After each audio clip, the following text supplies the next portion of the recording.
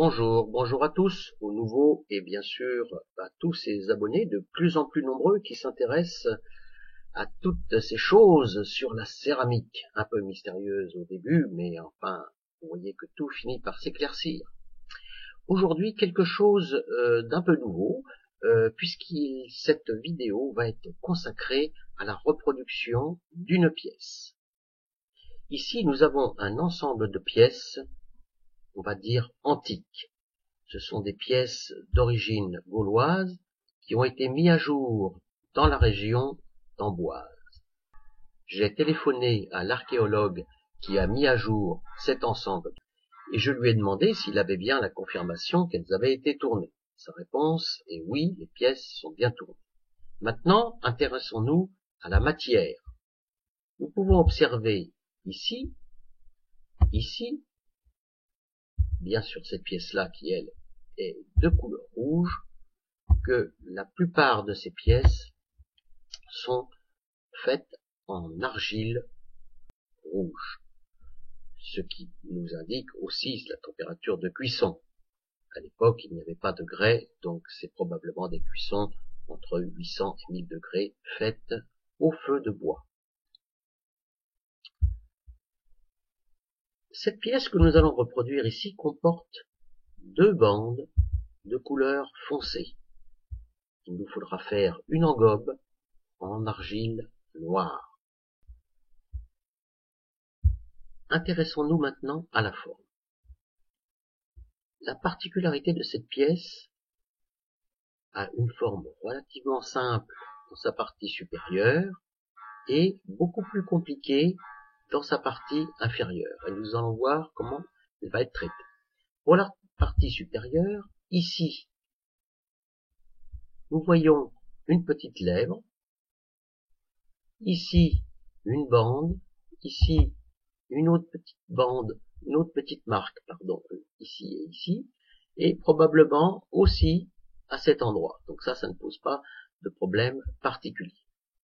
Par contre, le pied, la réalisation du pied, elle est particulière, totalement particulière. Pourquoi? Parce qu'il est très petit. Si il avait été fait une seule fois, ce pied aurait peu de chances de pouvoir supporter la pièce au moment du tournage et il y aurait probablement ici un effondrement.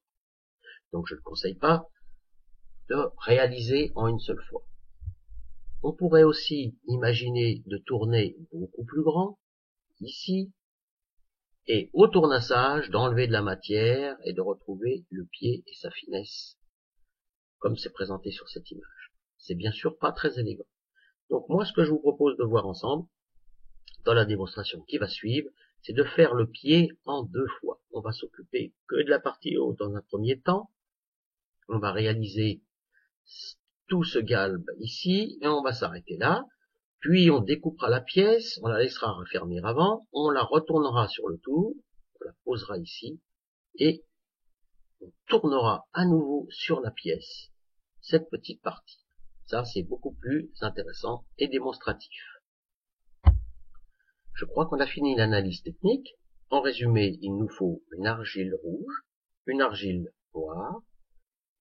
On fera une engobe avec l'argile noire. Il nous faut réaliser un galbe, quelques petites formes, mais pas très compliquées. Et puis, ce qui est plus intéressant, un pied à l'envers.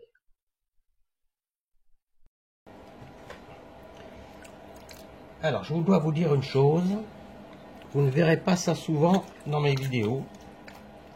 Tourner de la terre rouge.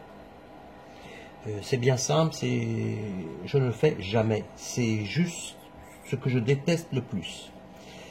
La raison est bien simple, c'est que ça salit tout. C'est vraiment une horreur, la terre rouge. Ça, c'est une faïence rouge. J'avais un vieux pain qui traînait dans un coin de l'atelier. Alors, il est d'ailleurs très peu humide, hein. Il est extrêmement difficile, mais on va y arriver, il suffit d'aller un peu doucement. Donc là, j'ai pris 2 kg 3 pour réaliser la pièce qu'on a choisie, et on a choisi aussi de ne pas faire dans un premier temps le fond. le fond de la pièce, plus précisément le pied, sera réalisé après et sera rajouté, tourné sur la pièce elle-même, ce qui peut être intéressant pour apprendre et pour avoir une vue sur quelque chose de différent qui peut être fait.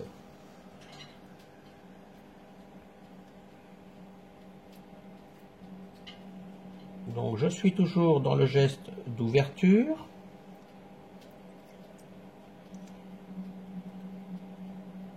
La terre étant difficile, étant dure, cela incite le potier à travailler encore plus doucement. Et il ne faut pas forcer.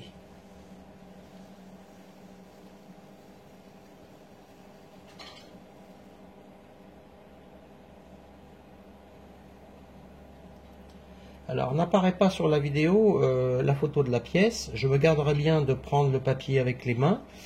Mais il est à ma gauche et je vais, tout au fur et à mesure de la conception de la pièce, regarder pour être certain que je suis bien dans la forme. Donc là, le perçage me convient. Je pense que j'ai suffisamment d'auteur. Donc je vais commencer à affiner les côtés et à monter ma terre.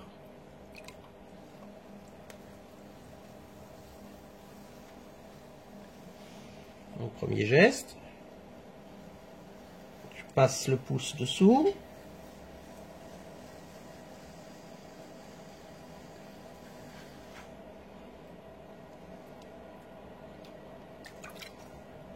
Et puis, j'attrape le bourrelet et je commence à pincer la terre pour la faire monter.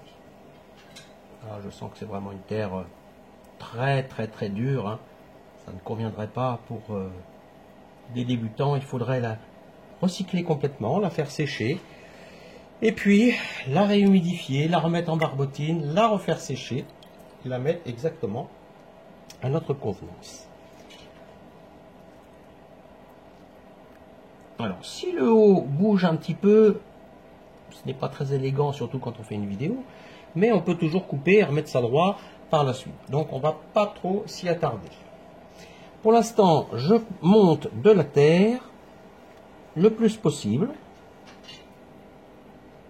et on va s'occuper ensuite de la forme.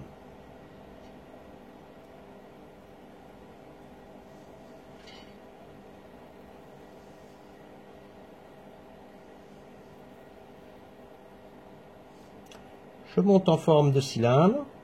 Je me souviens que j'ai une petite forme à faire en haut, donc je garde un petit peu de terre. Et on va donner le galbe encore un petit peu plus tard.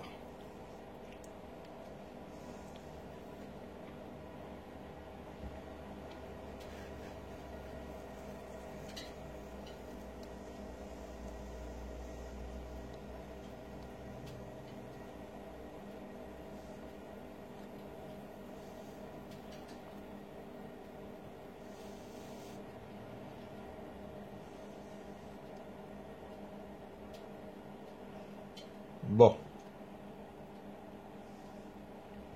Maintenant, je vais observer où j'en suis. Donc, je pense que pour les hauteurs, ça correspond assez bien. On n'a pas assez d'ouverture puisque sur le modèle, quand je regarde, cette partie ici est beaucoup plus évasée.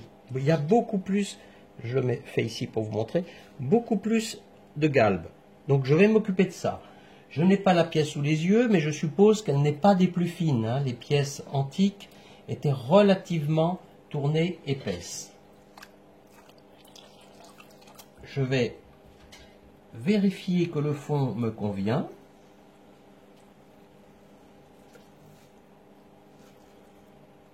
J'enlève l'eau à l'intérieur. J'essaie de ne pas éclabousser pour ruiner l'atelier. Donc je vérifie le fond. Ça me semble bien. Je vais regarder si j'ai un petit peu trop de terre encore à la base. C'est possible. Et je vais remonter un peu de terre et toujours m'occuper maintenant de la forme et du galbe.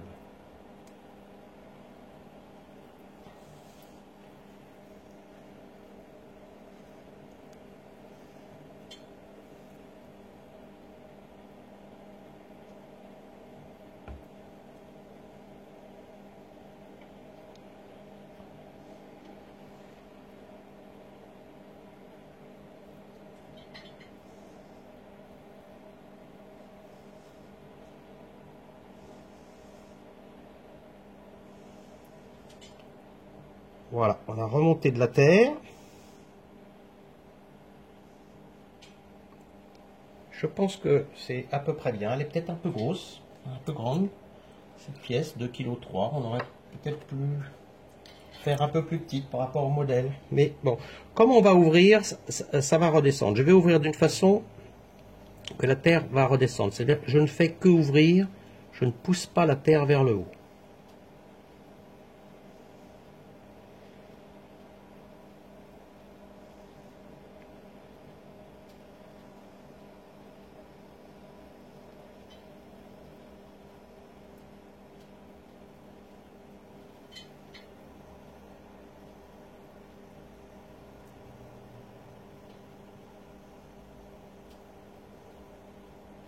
Bon, quelque chose comme ça. Plus son petit pied qui viendra. Je vérifie sur l'image. Ici, c'est peut-être un petit peu plus resserré. Et ici, un petit peu plus évasé. Donc, je refais un passage uniquement pour la forme. Je vérifie la courbe ici. Il faut bien regarder, hein. Jamais se précipiter. Toujours imaginer la pièce finie quand on copie quelque chose. C'est très, très, très, très important. Donc ici, je rouvre un petit peu, en diamètre, hein, bien sûr.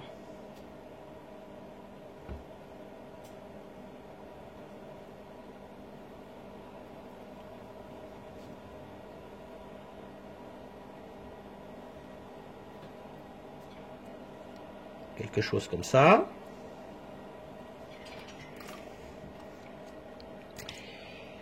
Je vais resserrer la partie haute et m'occuper de la forme finale de la partie haute. Vérifiez que ça tourne bien rond en haut, puisqu'il faudra poser cette pièce, cette partie-là supérieure, une fois décollée, sur la girelle pour tourner le fond. Donc c'est important que ça tourne droit.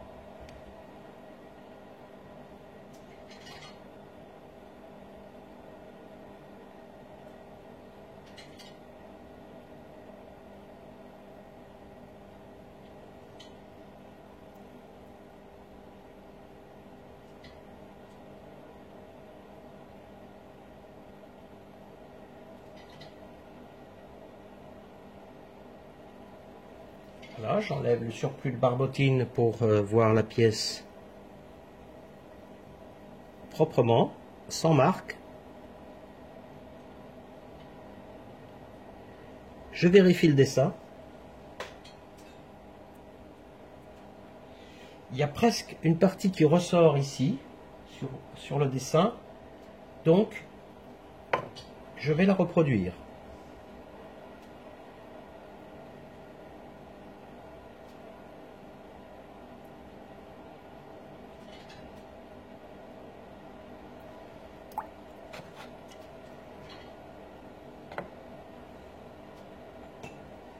Je prends une forme de bois. Ici, c'est arrondi. Je mets quelque chose d'arrondi. J'appuie pour faire rentrer et je fais ressortir par le haut. Comme ceci.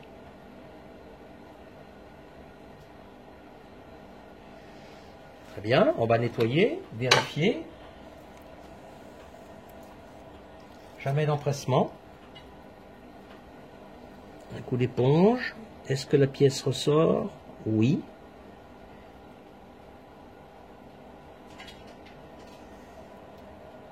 Il y a un tout petit quelque chose qui chahute. Est-ce que ça va vraiment être gênant? Je peux voir avec un pic si je peux enlever une fine lamelle. Un pic très rigide.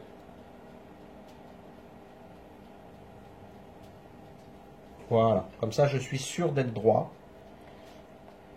Je pense que visuellement à l'arrêt, on ne l'aurait pas vu, mais je vous le redis, cette partie doit être bien plate, bien droite, puisqu'elle va servir à guider l'ensemble de la pièce. Donc maintenant, plus de soucis, on est bien droit.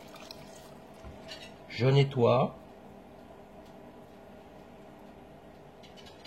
Je n'ai pas la pièce sous les yeux, donc je ne peux pas vraiment dire si ça c'était droit, est-ce que c'était un peu arrondi. Bon, je pense que l'archéologue qui m'a fait cette commande ne m'en tiendra pas rigueur.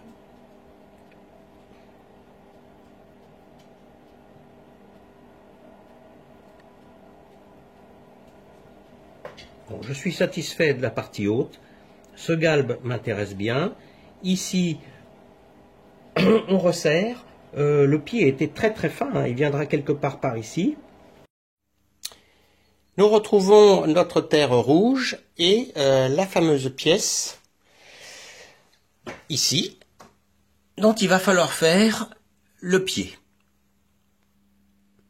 J'ai décollé à la spatule la pièce qui était fixée sur le rondeau en bois.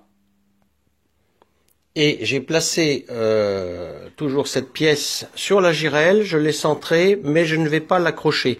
La pièce étant assez lourde, on va tourner le pied dessus sans fixation particulière. Je fais une étape de tournassage. Alors la terre est très très humide, hein. Normalement, il faudrait encore la faire sécher, mais on a besoin d'une terre très humide pour pouvoir coller le pied.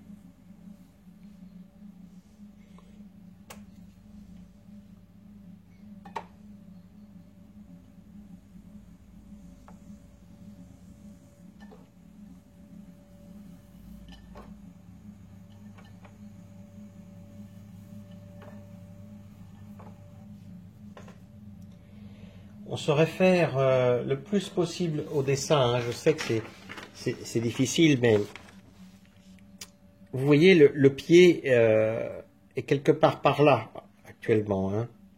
On est ici. Et il va falloir encore que ça rentre avant d'être à nouveau évasé. Et je trouve que la partie rentrante, là, elle est très fine par rapport au diamètre extérieur. Personnellement, je l'aurais fait un peu plus grande, mais ici, il va falloir respecter ce qu'ont fait les anciens, hein, nos très anciens, là.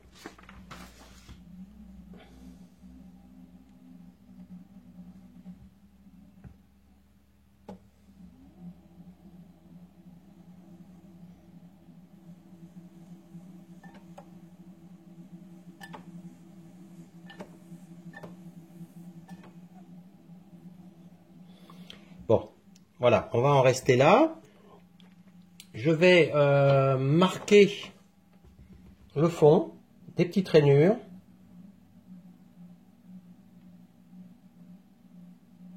Un peu de guillochage. Et je vais mettre un peu de barbotine dessus.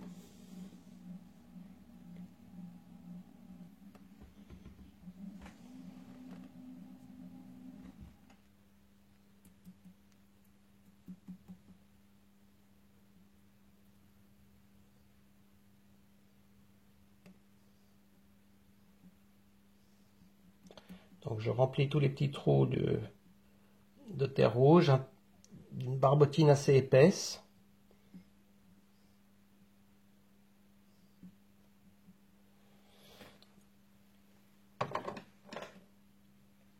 J'ai fait cette forme très très grossière à la main.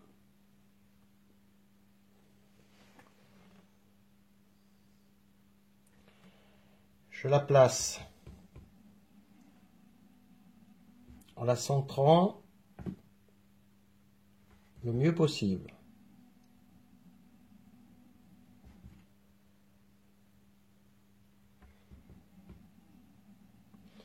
Voilà, ça c'est à peu près centré. Et maintenant, à l'aide d'un outil, je vais l'accrocher. Alors l'accrochage, c'est presque violent, hein. C'est de ce style-là, hein. J'ai pas peur de prendre de la terre et d'aller la pousser dans le creux. Parce que bien sûr, je ne veux pas de bulles d'air.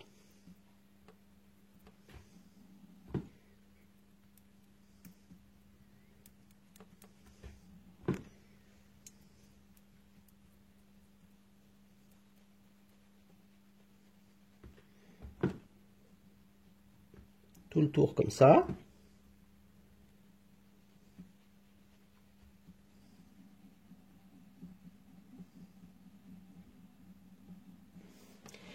Et je vais faire la même chose à l'intérieur.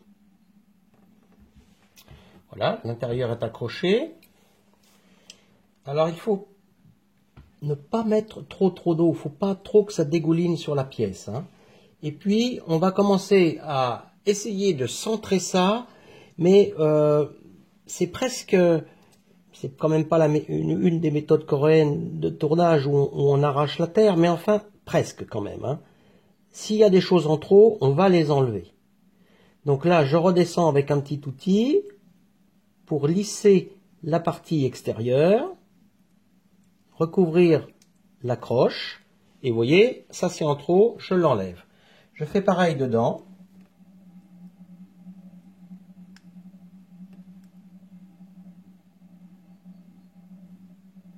Surtout, je ne cherche pas à avoir la perfection tout de suite, hein. Là, on dégrossit. Et puis, j'essaye maintenant de tourner et de faire monter un peu de terre sur l'anneau.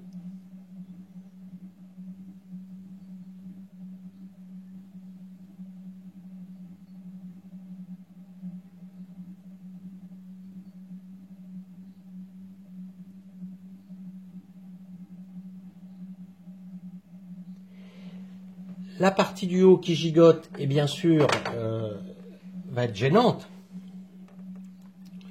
Dès que je peux, je l'enlève.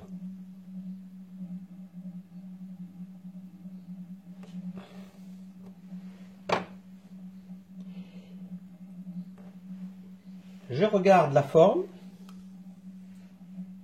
Il faut toujours l'avoir en tête. Donc ici, je dois avoir une courbe rentrante.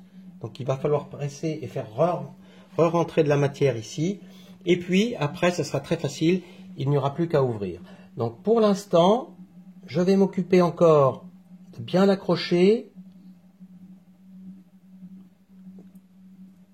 Je fais redescendre même un tout petit peu de terre.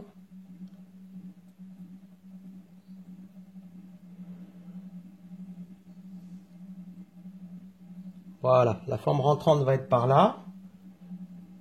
Je peux resserrer la terre à condition que l'épaisseur le permette. Je m'explique. Si j'ai un gros boudin, je veux faire ce geste-là, vous voyez, de resserrer. Si j'ai beaucoup trop d'épaisseur, je ne pourrai pas. Donc j'affine en montant ma terre. Et maintenant, je commence à serrer pour obtenir le fameux galbe.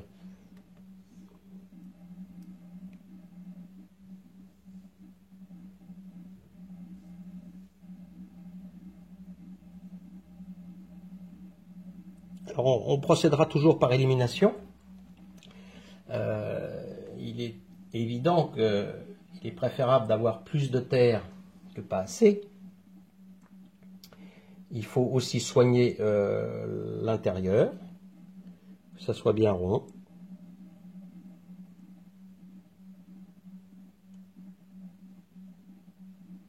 Je continue de monter la terre. Je ne m'occupe pas du haut, ça n'a absolument aucune importance. Ce qui est très important, c'est la forme, ici.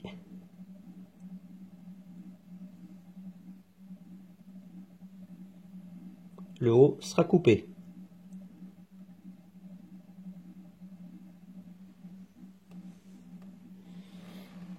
Je vérifie par rapport au dessin. Alors moi j'ai toujours trouvé en regardant le dessin que l'assise était très petite, hein. Ça pour moi c'est une évidence. Si je devais faire cette pièce, je ferais une assise plus grande. Mais le dessin est comme ça. On le fait donc à l'identique. Le but étant de présenter à ces journées archéologiques de Loches cet été, au mois de juin, une pièce neuve, mais qui reproduit exactement ce qu'elle a été il y a à peu près 2000 ans.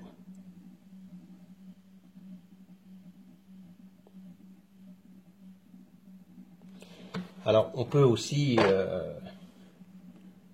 prendre en compte que la pièce sera tournassée. Je sens sous mes doigts quelques irrégularités là au moment de la jonction.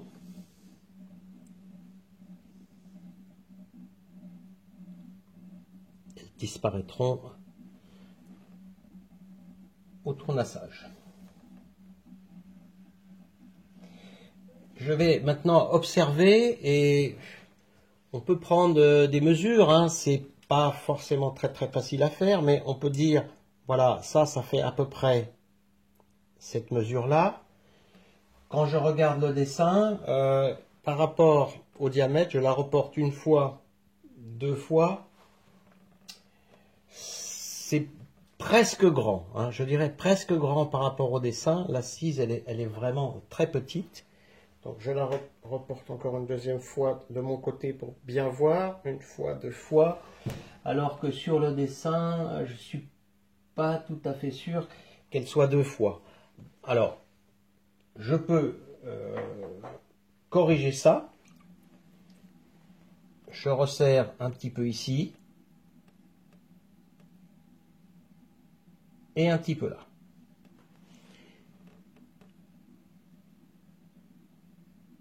Je resserre. Voilà, je remesure. Là, c'est quand même beaucoup plus petit. Une fois, deux fois, et il en reste. Je pense que je suis beaucoup plus dans la réalité. Je vais resserrer encore un petit peu plus haut ici.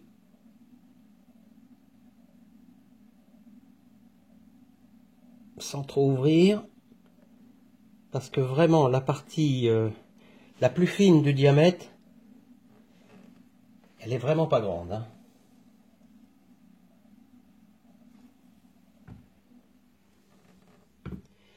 Alors je repère un petit défaut ici. Je vais pas prendre, ah, j'ai un petit coup d'ongle là aussi. Voilà, on va faire ça, on va faire une rustine.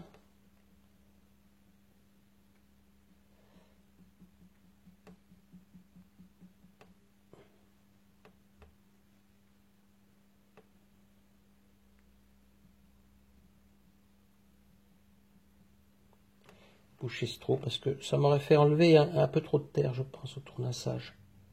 Donc je ne vais pas prendre le risque.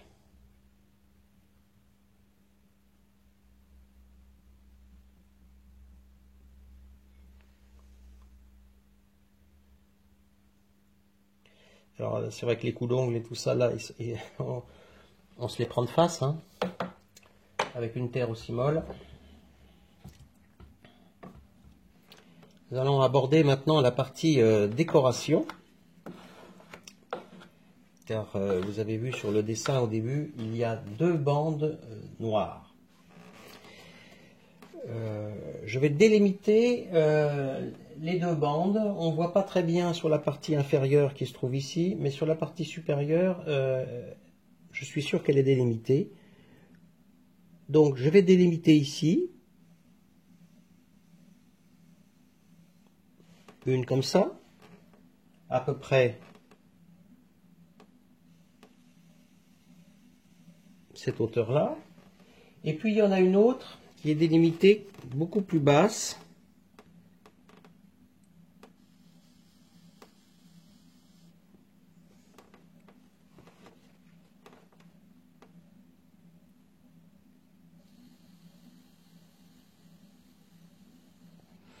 Comme ceci.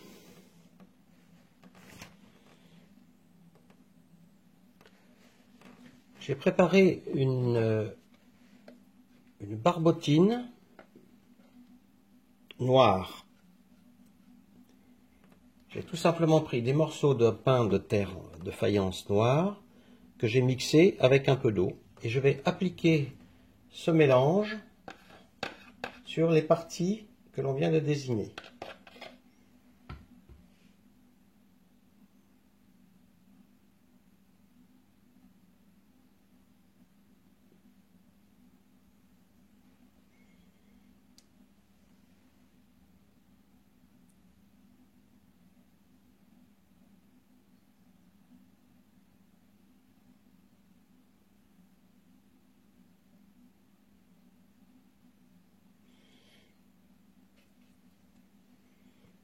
Alors je me demande si ça marcherait pas un peu mieux si la terre était chauffée. Je vais peut-être faire un essai.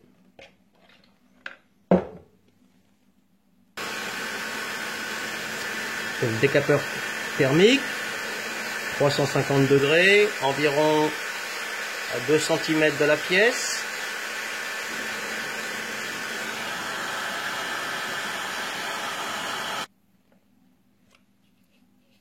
Et je refais une application.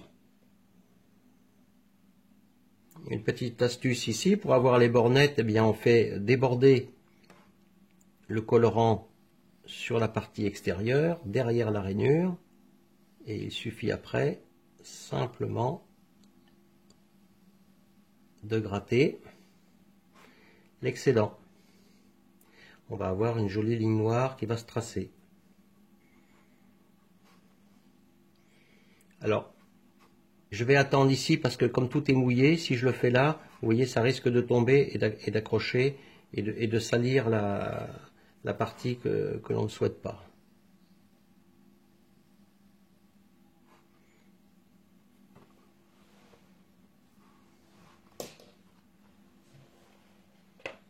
Donc je vais maintenant faire la partie basse. Eh bien, c'est la sortie du four. Et nous retrouvons notre pièce qui a bien supporté l'épreuve du feu. Donc voilà, elle est prête à rejoindre cette exposition qui aura lieu au mois de juin pour montrer des pièces d'origine gauloise.